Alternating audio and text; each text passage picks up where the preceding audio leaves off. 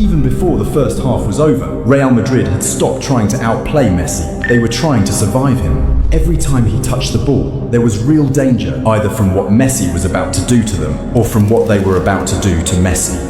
The fouls started piling up, midfielders hacking at his ankles, Roberto Carlos grabbing whatever he could reach. Emerson earned a yellow card for a challenge so late it looked like a separate incident. The apology to the referee didn't fool anyone. It was the desperate act of a man who had no other way to stop what was happening.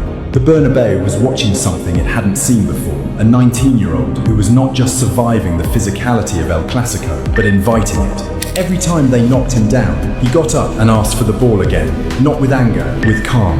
The calm of someone who knows that fouling him only delays the inevitable, and the fouling couldn't last forever, because sooner or later, one of those fouls would cost Roberto Carlos something permanent. The second half began, and Messi picked up exactly where he'd left off, demanding the ball on the right, driving at defenders, finding pockets of space that Real Madrid's structure was supposed to eliminate. In one sequence that defied everything the Bernabeu thought it understood about football, Messi collected the ball deep and ran directly into the heart of the Madrid defense. One challenge, he skipped past it. Another, gone. A third, beaten. Messi kept going, body after body, lunge after lunge, skipping away from challenge after challenge, until eventually they brought him down in front of the box. 7 challenges, 7 defeated defenders in one continuous, insane run. The free kick came to nothing, but the image lingered a teenager, dragging the ball through the entire midfield and defence of one of the biggest clubs in the world. And the only way to stop him was to foul him collectively. Messi wasn't done. He laid the ball off to Good Johnson in a dangerous position, but the Icelander couldn't finish. He combined with Ronaldinho, the two of them exchanging passes, probing, trying to unpick the lock that Madrid kept slamming shut. Everything Barcelona created flowed through Messi. Every dangerous moment had his fingerprints on it, but the players he was feeding couldn't convert. And then, on a rare moment when Barcelona switched off, Madrid punished them. A counter-attack, quick, clinical. The ball found Van Nistelrooy, and the Dutchman hammered it home, 2-0 Real Madrid.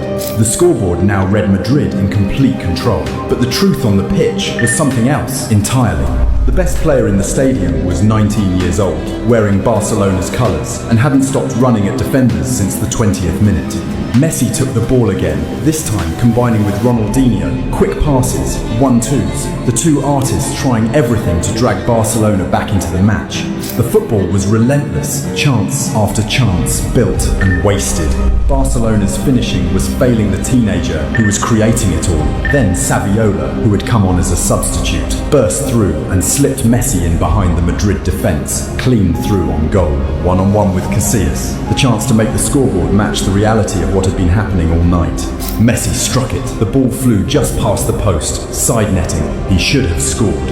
On another night, with another inch, the story of this match would be told differently. But the miss didn't change the truth of what everyone inside the Bernabeu had witnessed. A teenager who had been the most dangerous player on the pitch for 70 minutes against two of the greatest defenders alive. And there was still the matter of Roberto Carlos's finger. It happened in a moment that captured the entire night in one image. Messi on the ball, cutting inside, the same move that had been destroying Roberto Carlos all match. This time, the Brazilian didn't try to follow with his feet. He knew where that ended. He reached out and grabbed Messi's shirt, a fistful of fabric, the last resort of a defender who has exhausted every other option. Messi accelerated anyway. Roberto Carlos's finger caught in the shirt and bent the wrong way. Years later, on the Obi-Wan podcast, Roberto Carlos held up his hand and told the story. "Look at my finger, it was because of Messi. I grabbed him by the shirt right here and he went, my goodness, Messi broke my finger. He was so good and so fast. He'd fake going on the outside and then cut inside. I still have the memory of him on my hand." He called it a souvenir, a broken finger, permanent. Physical evidence that one of the greatest defenders in history tried to stop a teenager with his hands, because his feet, his brain, his 11 seasons at the Bernabeu, and a World Cup winner's medal weren't enough. And then Emerson went further. Later in the match, he stamped on Messi's ankle. It should have been a second yellow, a red card. The referee waved it away. Messi suffered an ankle sprain that kept him out of the next match. The only way Real Madrid could finally stop Messi was to injure him, and even that only kept him quiet for one game. The final whistle blew. Real Madrid 2, Barcelona 0. Messi, 0 goals, 0 assists, a defeat, an ankle sprain, and a quiet walk down the tunnel. And yet every major Spanish newspaper named him the best player on the pitch.